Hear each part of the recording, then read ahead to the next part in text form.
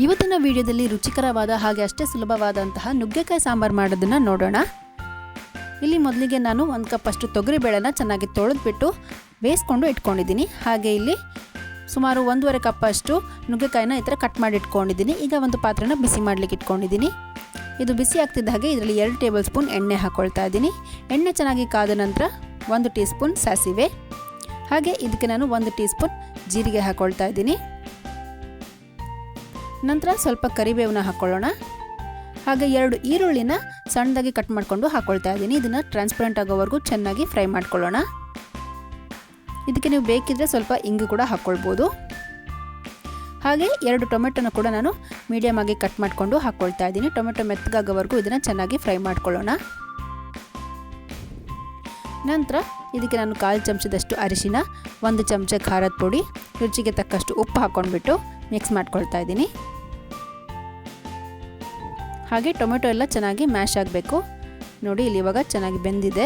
ಈಗ ಇದಕ್ಕೆ ಕಟ್ ಮಾಡಿಟ್ಕೊಂಡಿರುವಂತಹ ನುಗ್ಗೆಕಾಯಿನ ಹಾಕ್ಕೊಳ್ತಾ ಇದ್ದೀನಿ. ಹಾಗೆ ಇದನ್ನೆಲ್ಲ ಒಂದ್ಸತಿ ಚೆನ್ನಾಗಿ ಮಿಕ್ಸ್ ಮಾಡ್ಕೊಳ್ಳೋಣ. ಇದಕ್ಕೆ ಸುಮಾರು 1 ಕಪ್ ಅಷ್ಟು ನೀರು ಹಾಕ್ಕೊಳ್ತಾ ಇದ್ದೀನಿ, ಅಥವಾ ನುಗ್ಗೆಕಾಯಿ ಸ್ವಲ್ಪ ಮುಳುಗೋಷ್ಟು ಕೂಡ ನೀರು ಹಾಕ್ಕೊಳ್ಳಿ. ನಂತರ ಒಂದು ಮುಚ್ಚಳನ ಮುಚ್ಚಿಬಿಟ್ಟು ಒಂದು 8 ರಿಂದ 10 ನಿಮಿಷ ಮೀಡಿಯಮ್ ಫ್ಲೇಮಲ್ಲಿ ಚೆನ್ನಾಗಿ ಕುದಿಸ್ಕೊಳ್ಳೋಣ. ನೋಡಿ ಇಲ್ಲಿ ಇವಾಗ ನುಗ್ಗೆಕಾಯಿ ಚೆನ್ನಾಗಿ ಬೆಂದಿದೆ.